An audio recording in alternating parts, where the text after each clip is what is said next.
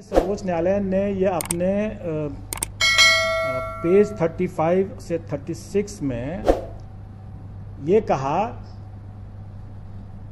कि जब आपके पास में डिप्लोमाधारी पर्याप्त संख्या में उपलब्ध थे तो आपको बीएड के साथ ब्रिज कोर्स के साथ उसको अलाउ करने का कोई औचित्य नहीं था। ये साफ साफ उसमें लिखा हुआ है कि और इसी कारण से भी यह रद्द हुआ है, क्योंकि आपको याद होगा, जानकारी होगी कि केवीएस ने शिक्षकों की कमी के कारण से यह प्रस्ताव दिया था। अभी रुकिए दोस्तों, मैं आपको पूरी यहाँ पर ये वाली वीडियो दिखाने वाली हूँ। भले ही ये वीडियो जो है पुरानी है, कुछ दिन पहले की है, लेकिन जो यहाँ पर अतुल प्रसाद जी कह रहे हैं, जो कि बीपीएससी के अध्यक्ष हैं, सेम वही निर्णय आज जो मीटिंग हुई है बीपीएससी की और शिक्षा विभाग की, वहाँ पे बहुत सारे अधिकारी आए हुए थे, तो वो जो मीटिंग हुई है सेम वही बातें कही गई हैं जो कि इन्होंने अपनी वीडियो में बहुत टाइम पहले क्लियर कर दी थी कि जो प्राइमरी का रिजल्ट होगा उस रिजल्ट में हम केवल प्राइमरी वालों को एग्ज़ाम देने का मौका देंगे, लेकिन रिजल्ट ज़रूर ही अफेक्टेड होगा और डेफिनेटली हुआ। देखिए, इन्होंने कह दिया है कि जो 14 तारीख को ये रिजल्ट निकालेंगे पीआरटी का, उसमें केवल डिप्लोमाधारी की मेरिट निकालेंगे और उनको उनका ही नाम निकालेंगे। बीएड वालों को उसमें कहीं से कहीं तक शामिल नहीं किया जाएगा।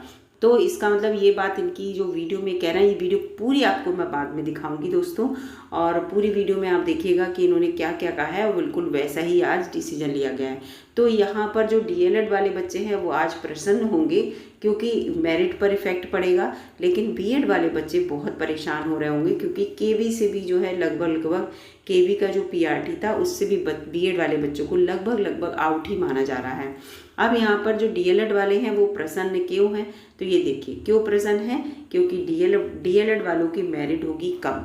आप सभी को पता है कि पहले क्या था, बीएड वाले भी इसमें इन्वॉल्व थे और लगभग बराबर थे, है ना।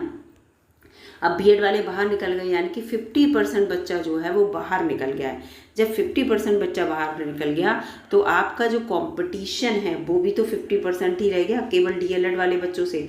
इसमें सबसे ज़्यादा फायदा जो है फीमेल को होने वाला है। अब मैं आपको यहाँ पर सबसे पहले ये दिखाती हूँ कि मिनिमम जो क्वालिफिकेशन मार्क्स हैं वो कितने चाहिए होंगे, जिससे कि आप लोगों को समझ में आएगा कि फीमेल को क्यों फ़ायदा होने वाला है यहाँ पर।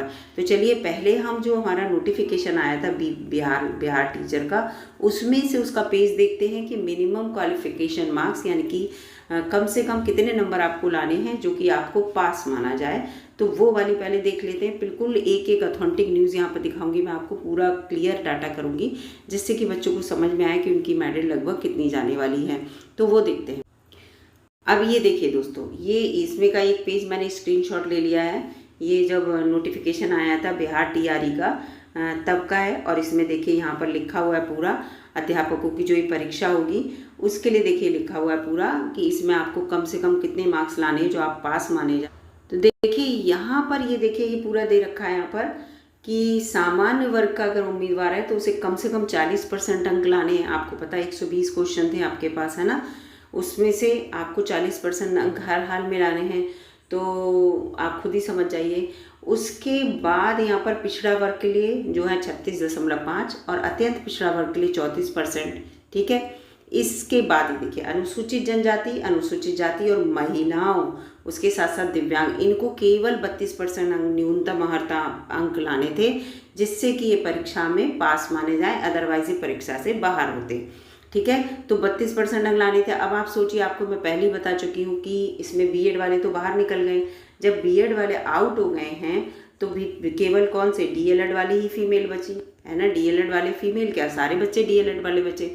तो आपका जो कंपटीशन कम हो जाएगा और देखिएगा कि महिलाओं की जो मेरिट है 50% रहेगी। 50% पे उनका सिलेक्शन हो जाएगा। महिलाएं हुई, एससी हुए, एसटी हुए, दिव्यांग हुए, इन लोगों का 50% पे हो जाएगा।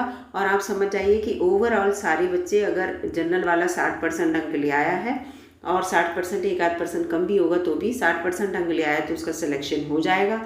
और अत्यंत पिछड़ा वर्ग और पिछड़ा वर्ग जो है 2-3% का इसमें अंतर समझ लीजिए, तो आपका जो है सिलेक्शन हो जाएगा। कम से कम आप समझिए काफ़ी कुछ परसेंटेज का अंतर, 5 से 10% का अंतर डेफिनेटली पड़ने वाला है बीएड वाले बच्चों के बाहर हो जाने से, ये समझ लीजिए। क्योंकि कंपटीशन कम हुआ ना, बच्चा बाहर गया।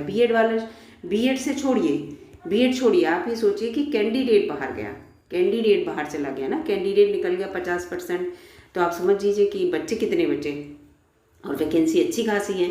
तो निश्चित रूप से यहाँ पर डीएलएड वालों को फ़ायदा है, निश्चित रूप से डीएलएड वाले यहाँ पर फ़ायदे में रहे। अब बात करेंगे यहाँ पर हम बीएड वालों की कि बीएड वालों के साथ क्या होगा। अब यहाँ पर सबसे बड़ा क्वेश्चन मार्क यहीं पे है कि बीएड वाले अब क्या करेंगे, ठीक है। क्योंकि बीएड वाले पीआरटी से तो हर जगह से बाहर हो जाएंगे, हम हर राज्य से हो जाएंगे, तो अब वो क्या करेंगे। तो यहाँ पर जो है बीएड वालों को ज़्यादा सोचने की ज़रूरत नहीं है, परेशान होने की ज़रूरत नहीं है। एक रास्ता बंद होता है, बहुत सारे रास्ते खुल जाते हैं। तो यहाँ पर आप देखिएगा, अभी नई भर्ती आने वाली है बिहार में, और नई भर्ती, हाँ यहीं पे है, ये नई भर्ती आने वाली है बिहार में, आप सभी को पता है। उसको लेकर भी आज मीटिंग में बात हुई है, और नई भर्ती का नोटिफिकेशन अक्टूबर में आ जाएगा, और उसमें जो है वो 6 to 8 पढ़ाने के लिए वैकेंसी आएंगी, ठीक है। 6 to 8 पढ़ाने के लिए वैकेंसी आएंगी, तो उसमें बीएड वाले ही मान लोगे, डीएलएड वालों को नहीं लिया जाएगा। डीएलएड वाले केवल पीआरटी के लिए। इसके लिए माध्यमिक और उच्च माध्यमिक में भी आप लोगों के लिए एलिजिबिलिटी होगी। देखिएगा क्यों होगी, क्योंकि उच्च माध्यमिक और माध्यमिक में एस्टेट मांगा गया था, और एस्टेट जो है अब की बार ये था कि ऑल इंडिया से कोई भी बच्चा फॉर्म भर सकता था। और देखिएगा जब ये वैकेंसी आएंगी तो इसमें ये वाला जो एस्टेट है, इस समय जो एस्टेट हुआ है, इसी एस्टेट को मांगा जाएगा कि ये वाला एस्टेट भी आप किए हैं, इसका रिजल्ट आ जाएगा, तो आपको उसमें मान्य कर लिया जाएगा। तो जिन बच्चों ने, मैंने पहले ही कहा था, ऑल इंडिया से जो बच्चा फॉर्म भरना चाहता है इसको भर दीजिए प्लीज़। ये मत सोचिए हम नहीं भरेंगे कि बिहार में और वैकेंसी नहीं आएंगी। तो बिहार में देखिए, तो आप सबको बीएड वालों को उसमें भी फ़ायदा होने वाला है। तो यानी कि 6 से लेकर 12 तक की जो भी वैकेंसी बिहार में है, उन सब में आप सभी को फ़ायदा होने वाला है। ये बीएड वालों के लिए यहाँ पर कह रहे हैं। अब दोस्तों यहाँ पर ये देखिए, बीएड वालों के लिए मैंने यहाँ क्लियर कर दिया। अब मैं आपको बताती हूँ कि जो नई वैकेंसी आ रही हैं वो भी आपको पता है कि उन्होंने कहा कि अक्टूबर में आ जाएंगी, और नवंबर में जो है उनकी परीक्षा हो जाएगी। अगर नवंबर में नहीं हुई तो दिसंबर में हो जाएगी, थोड़ा सा डिले हो जाएगा। इसके साथ साथ यूपी में भी नया शिक्षा आयोग बन गया, ये सुनने में आ रहा है। तो नया शिक्षा आयोग बनते ही उसमें क्या हो जाएगा, यूपी में भी टीचर्स की वैकेंसी डेफिनेटली आएंगी, और उसमें भी बीएड वाले बच्चे फॉर्म भर सकते हैं, ठीक है। तो इसलिए बीएड वाला बच्चा कभी परेशान ना हो। बीएड के लिए बहुत सारे रास्ते हैं, बस ये है कि सोचने की बात है। लेकिन डेफिनेटली डीएलएड वालों को जो है फ़ायदा हुआ है बीएड वालों के आउट होने से।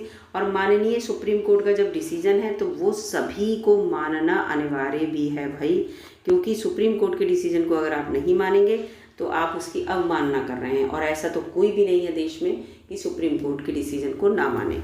तो इसमें ये था, और वैसे भी केवी वालों ने ही स्पेशली उसको कराया था कि जो पीआरटी के लिए, बीएड वालों के लिए, क्योंकि उस समय डिप्लोमाधारी नहीं थे। अब डिप्लोमाधारी सफिशिएंट है।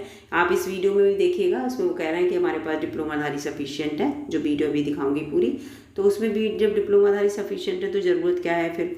तो और अब दोस्तों देखिए, आप जो वीडियो का रिमेनिंग पार्ट है वो, और रिमेनिंग पार्ट देखने के बाद आप खुद समझ जाएंगे कि बीएड वालों को केवल परीक्षा देने भर के लिए बिहार वालों ने एलिजिबल माना था, रिजल्ट के लिए नहीं माना था।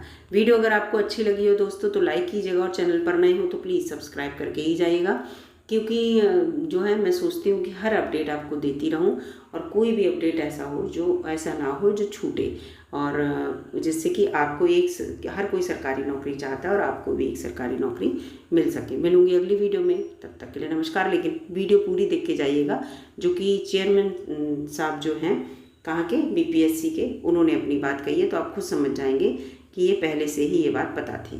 धन्यवाद दोस्तों। यह अनुरोध किया था जिसको एनसीटी ने मान लिया, लेकिन राजस्थान के मामले में सुप्रीम कोर्ट की यह तीखी टिप्पणी है कि जब आपके पास में वहाँ पर पर्याप्त संख्या में अभ्यर्थी मौजूद थे डिप्लोमाधारी, तब फिर यह ब्रिज कोर्स करके बीएड को शामिल करने का क्या औचित्य है।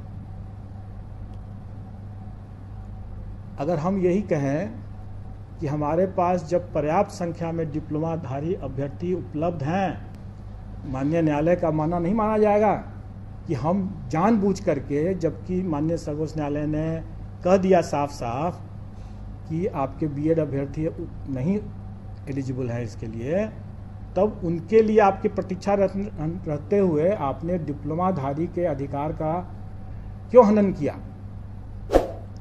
इसलिए हम डिप्लोमाधारी के अधिकार का हनन नहीं करेंगे, माननीय सर्वोच्च न्यायालय के अवमानना का भागी नहीं बनेंगे।